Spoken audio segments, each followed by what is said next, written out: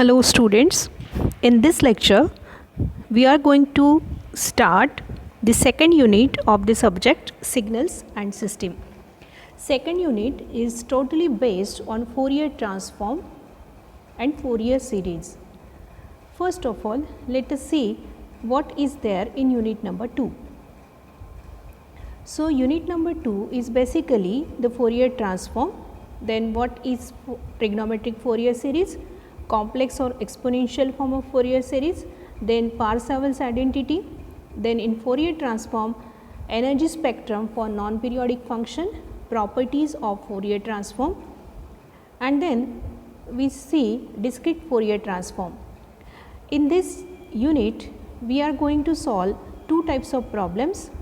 First is based on circular convolution and second is based on the discrete Fourier transform. So, these type of problems are asked in the examination. So, let us begin with the introduction. Fourier was a mathematician in 1822. He gave Fourier series and Fourier transform to convert a signal into frequency domain. So, here the basic purpose of Fourier transform or Fourier series is what? If we have given any audio signal, then and if you want to know the frequency of a signal, then Fourier transform of Fourier series is used. Now, when this given signal is periodic signal, we use Fourier series, and if the signal is non-periodic signal, we are going to use Fourier transform. Fourier series simply states that periodic signals can be represented into sum of sines and cosines when multiplied with a certain weight. And Fourier transform is the non-periodic signal whose area under the curve is finite can also be represented into integrals of sine and cosines. There are various applications of Fourier transform, including image compression. So, all the image format today available, for example JPEG is the compressed image format. So, to convert that image into compressed format, Fourier transform is used. Likewise, filtering and image analysis, the Fourier transform is used.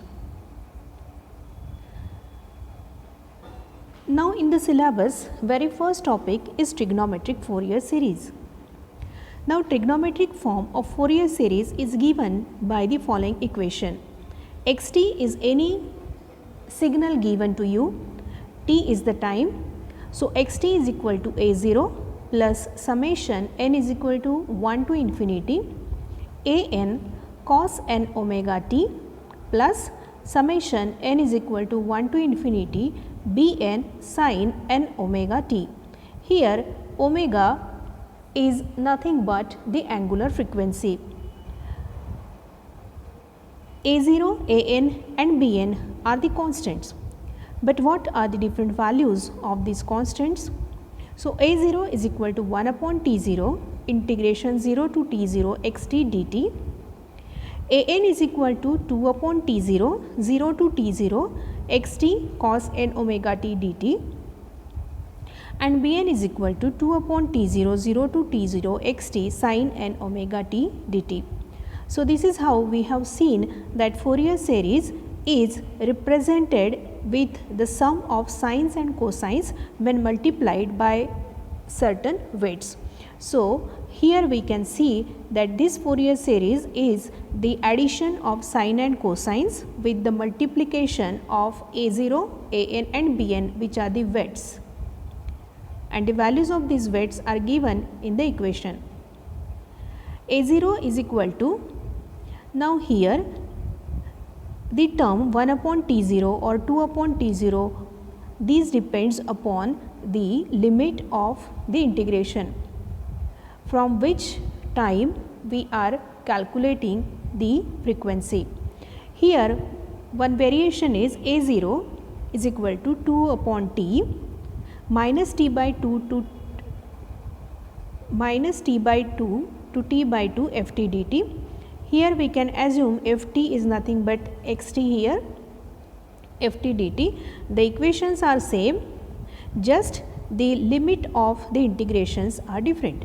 2 upon t minus t by 2 to t by 2 ft cos n omega t dt, and bn is equal to 2 upon t minus t by 2 to t by 2 ft cos omega n omega t. So, these equations are very much similar, just it depends on, or it depends upon the limits or integration limits, we can say.